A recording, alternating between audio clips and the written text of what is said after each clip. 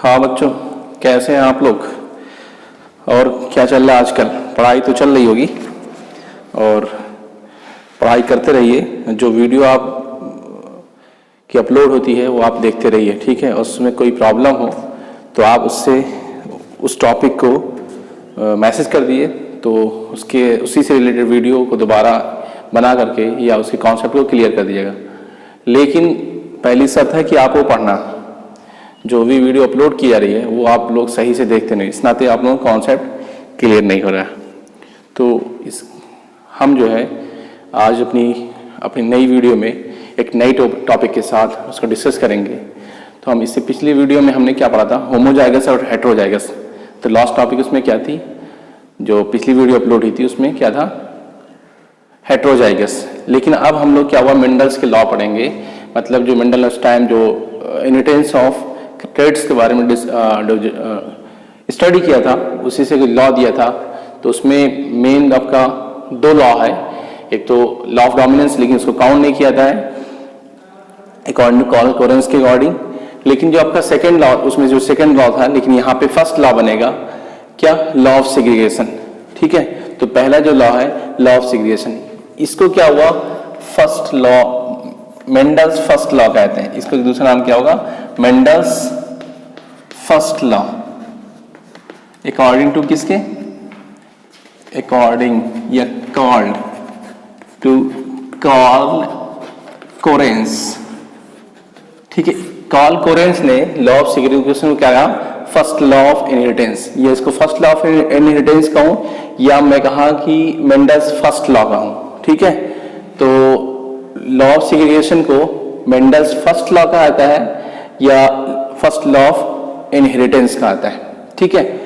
तो law of segregation कहता क्या है, लॉ ऑफ सेग्रीगेशन को लॉ ऑफ सेपरेशन भी कह सकते हैं। मतलब इसका सेग्रीगेशन का मतलब सेपरेशन कह सकते हैं। सेग्रीगेशन का मतलब सेपरेशन होता है। क्या होता है, सेपरेशन मतलब अलग होना। दो चीज एक साथ थी, दो कोई चीज एक साथ थी और फिर उसको क्या हुआ, अलग अलग हो जाती है।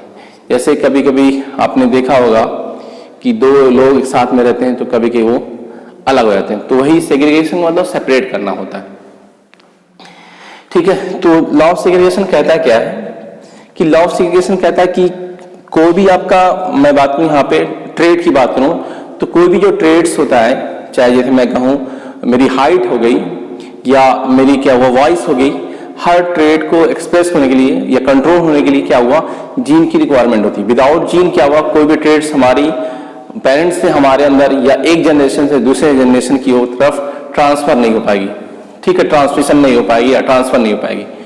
तो यही क्या था कि आपका मैं बात करूं यहाँ पे जीन, मतलब जीन जो हमेशा वर्क करता है पेयर ऑफ एलील्स में वर्क करेगा, ठीक है।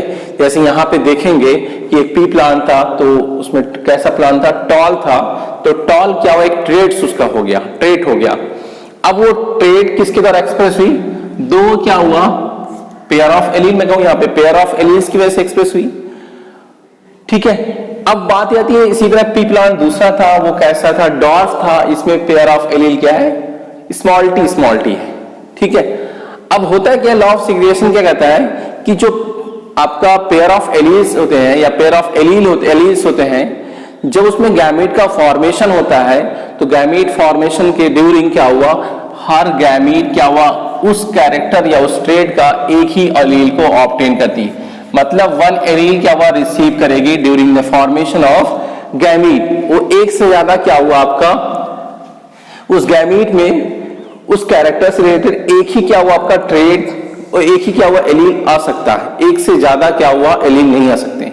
यही क्या कहता है, लॉ ऑफ सेग्रीगेशन कहता है। मैं इसको स्टेटमेंट को रिपीट कर रहा हूं कि लॉ ऑफ सेग्रीगेशन क्या कह रहा है कि जो भी एलील का, जो भी गैमीट का फॉर्मेशन होगा ड्यूरिंग रिप्रोडक्शन, तो उस गैमीट में हमेशा क्या हुआ, उसके पेरेंट जो भी होंगे उस पेरेंट के सिर्फ क्या हुआ एक ही एलील क्या हुआ गैमीट के अंदर ट्रांसफर होंगे, चाहे वो सिंगल कैरेक्टर हो या आपका डबल कैरेक्टर हो। तो यहां बात हो रही सिंगल कैरेक्टर पे बात हो रही थी, तो सिंगल कैरेक्टर के अकॉर्डिंग क्या हुआ, जैसे मैं क्या यहाँ पे गैमीट बना, ठीक है, मैं कहा इससे क्या हुआ एक गैमीट बनेगा, इससे एक गैमीट, मतलब ये मेल गैमीट हो जाएगा, ये क्या हुआ मेल गैमीट होगा और ये क्या होगा फीमेल गैमीट होगा।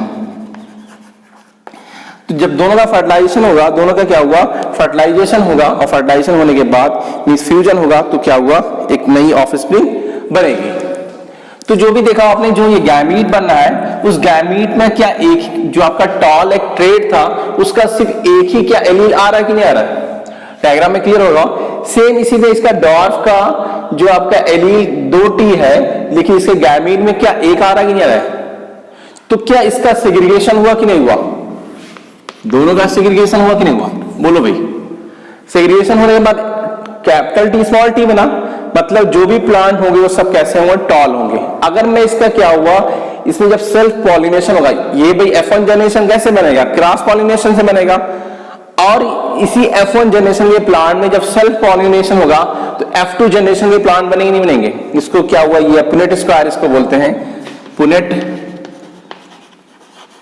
स्क्वायर, या एक दूसरा इसका नाम है चेकर बोर्ड बोला जाता है, इसको बोला जाता है क्या, चेकर बोर्ड कहा जाता है। इससे हम फिनोटाइप और जीनोटाइप बता सकते हैं इस पुनेट स्क्वायर या चेकर बोर्ड के द्वारा। ठीक है, अब मैं क्या किया, ये आपका एक मतलब मैं कहा कि मेल प्लांट था, ठीक है, और ये क्या हुआ, फीमेल प्लांट, तभी तो क्या हुआ, इससे क्या हुआ, मेल गैमीट बनेगा, फीमेल गैमीट। जो गैमीट बनेगा तो इसका क्या हुआ, जो एलील है, पेयर ऑफ एलील का सेपरेशन हुआ क्या हुआ, एक एलील इधर हो जाएगा डोमिनेंट, एक इधर हो जाएगा रिसेसिव। सेम इसमें भी एक एलील इधर हो जाएगा, एक क्या हुआ रिसेसिव हो जाएगा। तो क्या गैमीट में क्या हुआ, जब गैमीट का फॉर्मेशन होगा तो एलील क्या हुआ, डिफरेंस हो रहा है एलील का कि नहीं, मतलब एक एलील डोमिनेंट क्या हुआ, एक गैमीट में जाता है, और दूसरा क्या हुआ, रिसेसिव एलील क्या हुआ, दूसरे गैमीट में जाता है। ठीक है, तो यही क्या कहलाता है, आपका लॉ ऑफ सेग्रीगेशन कहलाता है। मैं थोड़ा सा इसकी डिफिनीशन पढ़ के बता दे रहा हूं। There are pair of alleles controlling two particular traits, मतलब मैं पहले ही एक्सप्लेन कर चुका कि जो भी आपका ट्रेड्स हमारे अंदर विजिबल होता है, मींस एक्सप्रेस होता है या कंट्रोल होता है, वो किसकी वजह से, पेयर ऑफ एलील्स की वजह से। ठीक है, अब चाहे वो हेटेरोजाइगस कंडीशन हो चाहे होमोजाइगस, ठीक है, लेकिन हमेशा पेयर में वर्क करेगा। ऐसा कि सिंगल कोई आपका एलील आ जाए और उसका ट्रेड्स क्या हो विजिबल हो जाए, नेवर बी पॉसिबल। तो कह रहा कि अब क्या रिप्रोडक्शन के दौरान क्या गैमीट का फॉर्मेशन होगा, और गैमीट जब बनेगा तो उसमें जो आपका एलील का सेग्रीगेशन होगा वो हमेशा क्या हुआ, एक आपका गैमीट हमेशा क्या हुआ, एक एलील को रिसीव करेगा। ऐसा नहीं कोई गैमीट बना और वो गैमीट क्या हुआ, दो क्या हुआ एलील को वो रिसीव करेगा, कभी नहीं हो सकता। तो यही कहता है लॉ ऑफ सेग्रीगेशन, कहता है जब भी गैमीट का फॉर्मेशन होगा उस गैमीट फॉर्मेशन में तो हमेशा जो आपका सिंगल एलील का ऑब्टेन होगा। और एक बात यहां सुनिएगा, यही क्या कहता है, हमारा क्या हुआ, लॉ ऑफ सेग्रीगेशन कहता है। ठीक है, मतलब ये लॉ ऑफ सेग्रीगेशन क्या किसको कहता है, आपका एलील के सेपरेशन को कहता है। ठीक है, मतलब एक गैमीट में हमेशा एक एलील आएगा, दूसरे गैमीट में दूसरा एलील आएगा। ऐसा नहीं हो सकता कि एक गैमीट में दोनों एलील आ जाएगा, हो ही नहीं सकता। एक बात यहां पे सुनिएगा और कि जो आपका ये आपका लॉ ऑफ सेग्रीगेशन है ये किस पे बेस्ड है, मैं बात करूं किस पे बेस्ड होगा, तो ये किस पे बेस्ड होगा, मेंडल्स मोनोहाइब्रिड क्रॉस, मतलब result of Mendel's monohybrid cross, monohybrid cross, जो क्या हुआ मेंडल्स के मोनोहाइब्रिड क्रॉस था उसका रिजल्ट था, उसी के रिजल्ट पे क्या हुआ, क्या बना, लॉ ऑफ सेग्रीगेशन बना। ठीक है, तो यहाँ पे इसमें गैमीट का जब सेपरेशन गैमीट का फॉर्मेशन होता है उसमें क्या हुआ, सिंगल क्या हुआ एलील उसमें रिसीव होते हैं, ट्रांसफर होते हैं, किसमें, गैमीट के अंदर। ठीक है, अब बात यह थी यहाँ पे क्या कहते हैं, इसी लॉ को क्या बोलते हैं, law of purity of gamete कहते हैं। क्या बोलते हैं, यहाँ पे लिखा हुआ law of purity of gamete, मतलब इसका मैं थोड़ा सा इसको ट्रांसलेट करूं कि जो हमारा गैमीट होगा वो प्योर होगा बिल्कुल, मतलब उसमें एक गैमीट के अंदर सिर्फ एक ही ट्रेड्स के क्या हुआ, या एक ट्रेड के क्या करेंगे, एलील होंगे। ऐसा नहीं कि एक गैमीट के अंदर दो ट्रेड के एलील हो जाएंगे। ठीक है, मतलब दोनों ट्रेड के एलील तो होंगे, मतलब एक ही एलील दो ट्रेड नहीं शो करेगा। जैसे मैं कहा गया, मैं कहा एक ही आपका एलील दो ट्रेड नहीं शो करेंगे, तो इसको मेंडल्स के फर्स्ट लॉ को क्या, मतलब फर्स्ट लॉ कहूं या इसको लॉ ऑफ सेग्रीगेशन कहूं, जिसको क्या बोलते हैं, law of purity of gamete. अब मैं यहाँ पे एग्जांपल यहाँ पे इसको मैं एक्सप्लेन कर रहा हूं कि हमारे गैमीट ये है और ये गैमीट ये है, इस तरह ये गैमीट ये है, इस तरह ये भी गैमीट है। ठीक, लेकिन जो कैपिटल टी है वो हमेशा क्या टॉल ट्रेड्स को क्या हुआ अपनी नेक्स्ट जनरेशन में ले जाएगा, नहीं ले जाएगा। सेम इसी तरह क्या हुआ, जो स्मॉल टी है हमेशा क्या हुआ, रिसेसिव मींस ड्वार्फ ट्रेड को अपनी नेक्स्ट जनरेशन में ले जाएगा, नहीं जाएगा। लेकिन इन दोनों के अंदर कोई और ट्रेड आ रहा है क्या ये एलील क्या हुआ कुछ और बता रही है, नहीं बता रहे ना, इस नाते क्या मतलब पूरी तरह क्या प्योर है कि नहीं है, तो ये पूरी तरह प्योर टॉल के लिए है, ये पूरी तरह प्योर ड्वार्फ के लिए, इस नाते इसे क्या बोलते हैं हम, law of purity of gamete कहते हैं। ठीक है, आई थिंक मुझे क्लियर हो गया होगा आपको। ठीक, और क्लियर होगा तो हम अपनी नेक्स्ट क्या हुआ टॉपिक पे बढ़ते हैं। तो हमारी नेक्स्ट टॉपिक क्या होगी, लॉ ऑफ इंडिपेंडेंट असॉर्टमेंट। ठीक है, लॉ ऑफ इंडिपेंडेंट असॉर्टमेंट, ये भी क्या हुआ, इसको क्या बोलते हैं, Mendel's second law, Mendel's second law of inheritance, या लॉ ऑफ इनहेरिटेंस जो आपका सेकेंड लॉ होगी, लॉ ऑफ इनहेरिटेंस का, किसके according, Carl Correns. Carl Correns ने इसी जो आपका लॉ ऑफ इंडिपेंडेंट असॉर्टमेंट जो आपका मेंडल ने दिया था, उसी को कहा क्या, मेंडल्स सेकेंड लॉ, किसने कहा था, कार्ल कोरेंस ने। ठीक है, अब बात ये जो आपका लॉ ऑफ इंडिपेंडेंट असॉर्टमेंट है, ये क्या हुआ, किस पे डिपेंड है, किसके रिजल्ट पे डिपेंड है, ये क्या हुआ, डिपेंड है मेंडल्स डाई हैबिट क्रॉस पे डिपेंड है। मतलब जो मेंडल ने डाई हैबिट क्रॉस किया था प्लांट के बीच में, उसका जो रिजल्ट आया, उसी रिजल्ट पे क्या हुआ, एक नया लॉ दिया, उसका नाम क्या था, लॉ ऑफ इंडिपेंडेंट असॉर्टमेंट। ठीक है, अब ये क्या था कि लॉ ऑफ इंडिपेंडेंट असॉर्टमेंट क्या था, क्या कहते हैं कि भाई कुछ वर्ड से क्लियर, इंडिपेंडेंट मतलब किसी पे डिपेंड नहीं होगा, जिसकी मर्जी जिससे कंबाइन हो जाए। तो इसमें डाई हैबिट क्रॉस पे होगा, तो इसका मतलब उसमें दो ट्रेड्स होंगे। जैसे मैं यहाँ पे कुछ यहाँ पे लिखा हुआ मैंने एक पेरेंट प्लांट दो है, एक पी प्लांट है, एक दूसरा क्या हुआ, पी प्लांट हो गया। लेकिन उसके जो सीड है उनमें दो ट्रेड लिया, एक का क्या था, डोमिनेंट राउंड और एलोबी, तो जो सीड का कलर हो, सीड का शेप कैसा हो, राउंड हो, और कलर कैसा हो गया, येलो हो गया। ये दोनों क्या ट्रेड्स क्या हुआ, डोमिनेंट है। इसी तरह क्या हुआ, दूसरे पी प्लांट की जो सीड थी उसमें रिसेसिव ट्रेड क्या था, रिंकल था, और दूसरा क्या था, ग्रीन। अगर मैं बात करूं यहाँ पे किस कौन से पेयर ऑफ एलील की वजह से ये राउंड होगा, कौन से पेयर ऑफ की वजह से कलर क्या होगा, दोनों का चेंज होता है, इसका और इसका, इसके शेप में दोनों में डिफरेंस हो। तो ये दो कैपिटल आर जो पेयर ऑफ एलील है उसकी वजह से राउंड होगा, और दो कैपिटल वाई जो है पेयर ऑफ एलील, इसकी वजह से वो येलो होगा। इसी तरह क्या हुआ, ये जो आपका रिसेसिव पेयर ऑफ एलील है उसकी वजह से ये रिंकल होगा, शेप आर है उसकी वजह से रिंकल होगा। और क्या हुआ, दो पेयर ऑफ रिसेसिव वाई जो है उसकी वजह से ये क्या हुआ, इसका कलर कैसा होगा, ग्रीन। मतलब दो स्मॉल वाई की इसकी वजह से ग्रीन हो गया, इसकी वजह से वो क्या हुआ, रिंकल हो गया शेप, मतलब उसकी सिम्टम हो जाएगी, सिकुड़ जाएगा, और इसकी वजह से शेप कैसा हुआ, राउंड हो जाएगा। ठीक, अब बात यह आती है कि लॉ ऑफ इंडिपेंडेंट असॉर्टमेंट क्या कहता है। मैं बात यहां से करूंगा F2 जनरेशन में। भाई F1 जनरेशन में जो भी बना, यहां कुछ दिखाई पड़ा आपको, F1 जनरेशन में जो भी आपका है, और सभी प्लांट्स कैसे होंगे, प्लांट्स के सीड होंगे वो कैसे होंगे, राउंड होंगे और येलो होंगे। क्यों राउंड येलो होंगे, जबकि इसमें क्या हुआ, एक डोमिनेंट है, एक रिसेसिव है, एक डोमिनेंट है, एक रिसेसिव है। भाई डोमिनेंट जो भी आपका एलील होगा उसका हमेशा ट्रेड उसके F1 जनरेशन में दिखाई पड़ता है, चाहे उसी का ओ हो। जैसे यहाँ पे आर क्या हुआ, राउंड को शो करता है, कैपिटल आर। स्मॉल आर क्या हुआ, दो पेयर में हुआ तो उसमें क्या हुआ, रिंकल होते हैं, लेकिन यहाँ पे सिंगल है, इस नाते ये आपका रिसेसिव होगा, मतलब अपने ट्रेड को एक्सप्रेस नहीं कर पाएगा, जबकि आर क्या करेगा, एक्सप्रेस कर देगा। तो यहाँ पे क्या जो शेप होगा सीड का वो कैसा होगा, राउंड हो जाएगा, और कैपिटल वाई की वजह से कैसा होगा, वो एल होगा। मतलब उसमें क्या हुआ, डोमिनेंट ट्रेड विजिबल होगा, क्योंकि डोमिनेंट जीन की वजह से। अगर यहाँ पे बात करूं यहाँ पे कि F2 जनरेशन में आपका बनेगा, मतलब F1 जनरेशन से जब F2 बनेगा, तो जो उसमें सेल्फ पॉलिनेशन कराते हैं F2 जनरेशन के लिए, तो इसमें दो नया कॉम्बिनेशन होता है, दो नया कॉम्बिनेशन, वर्ड सुनिएगा, दो नया कॉम्बिनेशन। एक तो ये है कि एक तो दो पेरेंट तो रहेंगे, भाई राउंड येलो हमें पहले ही मिला था, दिखा पेरेंट प्लांट में थे। इसी तरह रिंकल और ग्रीन ये भी पेरेंट प्लांट थे, लेकिन दो नया कॉम्बिनेशन मिला। कौन कौन, एक तो राउंड ग्रीन, दूसरा क्या, रिंकल येलो।